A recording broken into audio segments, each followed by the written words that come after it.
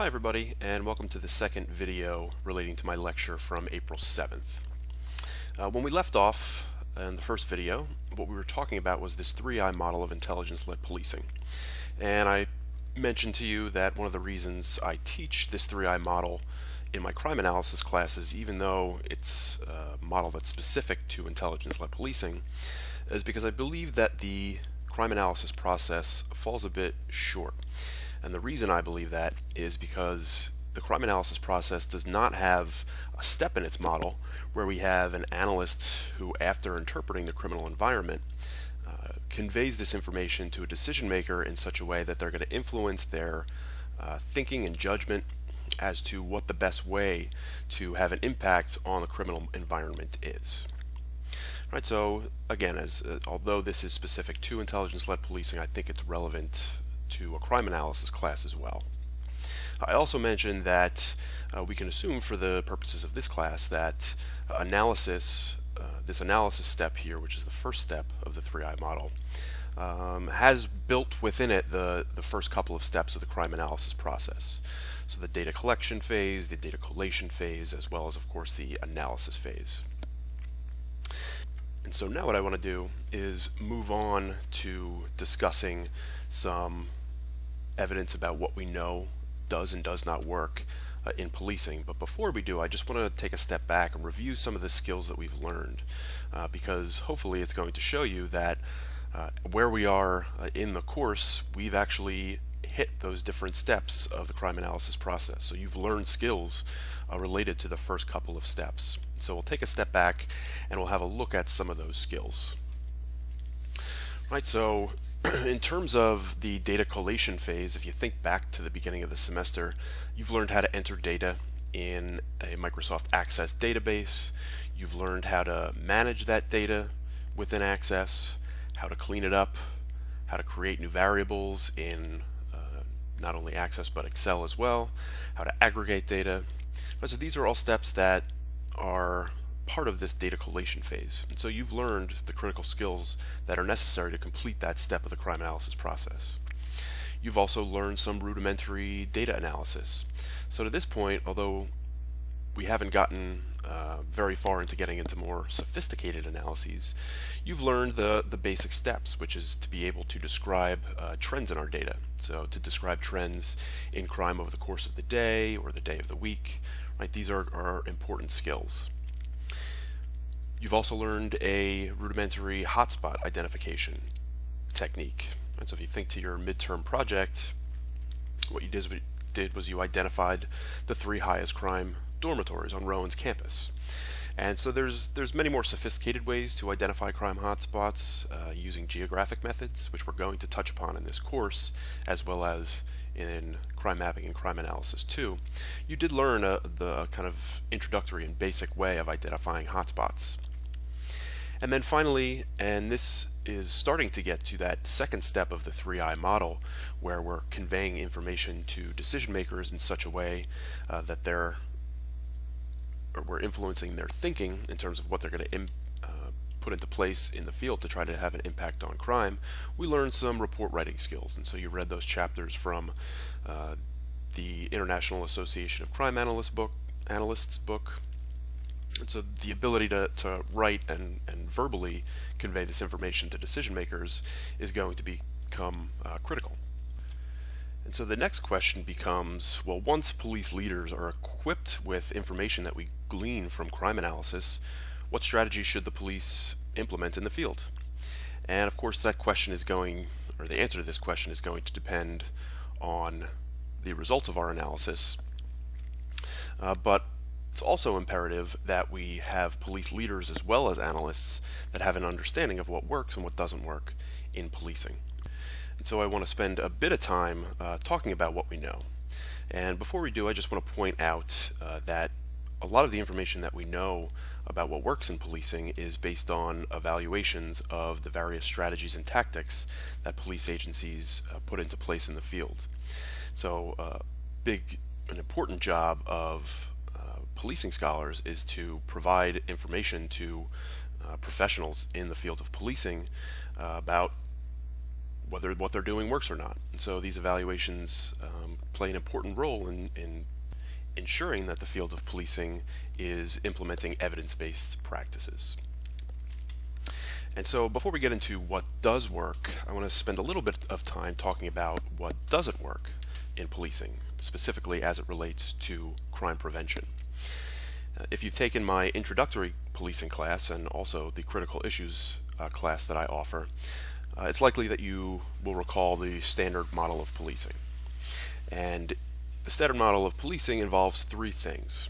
It involves random and routine vehicle patrols across police administrative boundaries, such as sectors or patrol service areas. It involves retroactive investigations by detectives after crimes have been committed. And it also involves rapidly responding to calls for police service as they come in. And so I should point out that even today, in the majority of police agencies around the country, this standard model of policing is still in place.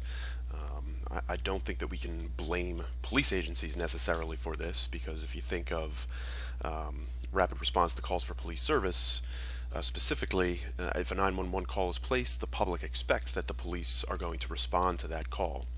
And so the continued reliance upon the standard model of policing is not necessarily of police agencies in the United States. But it's important to point out that this standard model has not really produced any discernible proof that it's capable of reducing crime. And so the main reason that we know this is through what's called the Kansas City Preventative Patrol program or experiment. And this was an experiment that was put into place in Kansas City, Missouri in the 1970s, and involved breaking down the city into three different conditions.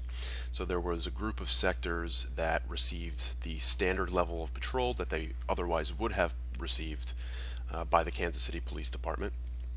We had some sectors where patrols were doubled, and then we had a third group of sectors where preventative patrol was removed completely, and the police would only enter those sectors in the event that a 911 call was placed. Once they completed handling that call, they would then leave the sector, they would exit it. Right, so this was kind of the first step of analyzing the random and routine, or the crime reduction benefits of random routine vehicle patrols within administrative boundaries.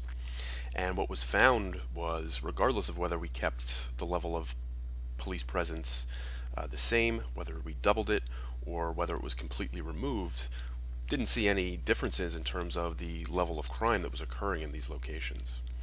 And so that's how we know that random routine patrol doesn't provide us with any crime reduction benefit. Other studies have looked at the crime reduction benefits of detective work and getting to the scene of crimes as quickly as possible, and those studies as well have not found any crime reduction benefit. So overall, it's pretty much accepted within the at least academic community that studies policing that this standard model of policing does not work. And this was a pretty influential study. This study, as well as others, actually led one prominent policing scholar, David Bailey, to declare in a book that he wrote that the police do not prevent crime. So this was in the early 1990s, and based on all of the available evidence, it did seem like the police were unable to have any real meaningful impact on crime. However, that began to change, particularly or specifically during the mid-1990s, where we had a number of studies come out that demonstrated that there actually are ways that the police can be effective in reducing crime. So before we get to what we've learned about what works in policing since the mid-1990s, I'm going to pose my second quiz question to you, and that is, what is involved in the standard model of policing? So what are the three components of the standard model of policing? Okay, that'll be your second quiz question. Okay, so we can make three kind of general statements about what is effective in policing and preventing crime. So we know that strategies that are focused on a very specific problem, strategies that are place-based, and strategies that are highly proactive tend to be more successful in reducing crime. And now I'll get into problem-oriented policing and problem solving in not next week, but the following week. So I'm not going to talk much about problem-oriented policing. But here what I'll say is that, generally speaking, policing strategies that focus not on the myriad of crime types or problems that are associated with crimes, when they are focused on very specific problems, they tend to be more effective. In terms of strategies being effective because they're place-based, what we're saying here is that strategies that focus on microgeographic locations tend to be more effective. So in the standard model of policing, I mentioned that random routine vehicle patrol within police administrative boundaries like sectors or patrol service areas. I said that that was ineffective in preventing crime. However, when the police take a more spatially nuanced approach and focus on smaller geographies like street segments, individual addresses, street corners, or clusters of these locations, we do have a great deal of evidence that suggests that the police can be effective in preventing crime. And also, strategies that are proactive as opposed to reactive tend to show some positive results. So the standard model of policing tends to be pretty reactive. So it focuses on retroactive investigations after a crime has been committed, as well as rapidly responding to calls for police service after those calls are placed. Right, so in contrast, strategies that are proactive and are trying to mitigate the amount of crime that we see in our jurisdictions, they tend to show some pretty promising results. So how do we know this information? If you've taken a research methods class, these are terms that you might have heard before. Terms like randomized controlled trials or quasi-experimental designs, meta-analysis and systematic reviews. So in terms of randomized controlled trials, this is following kind of a medical model where we have a group that receives a particular policing treatment and we have a group that does not receive a particular policing treatment. And either people or places are randomly placed into these groups. Then we can implement an intervention, and we could see at the end of that intervention whether the places or people who got treated with this particular policing strategy had less crimes associated with them relative to a control group that usually tend to receive policing as usual. So this is considered the strongest research design, not just in policing, but in research overall. So we've got a lot of evidence that from randomized controlled trials that give us important information about what works in policing. Quasi-experimental designs are similar in that we have a treatment and comparison group. However, there's no randomization here. And so these types of studies are applied usually after the fact, usually after an intervention has been put into place. Meta-analysis and systematic reviews, these are what you can think of as the study of the studies. So we look at all of studies that have been conducted on a particular topic, and we could say overall, what does the evidence say? Right? Pretty rare that we want to rely on an individual study in making assumptions about a policing strategy. So we usually want to have multiple studies conducted on a particular topic before we make strong recommendations about a policing strategy. And then finally, we've got the evidence-based policing matrix, and this is something that was developed by researchers at George Mason University, their Center for Evidence-Based Crime Policy. And I've got the matrix up here on the screen. Essentially what this matrix does is it places studies in groups in terms of their level of proactivity, the type or scope of the target, and how focused those studies are. So we can use this matrix, and I'll discuss this a little bit more, but we can use this matrix to try to get an understanding about what the best way to go about having an impact on the criminal environment is. And this is also a useful tool for police leaders themselves because they can consult it and decide whether the strategies that they're implementing are the best way to go about their jobs.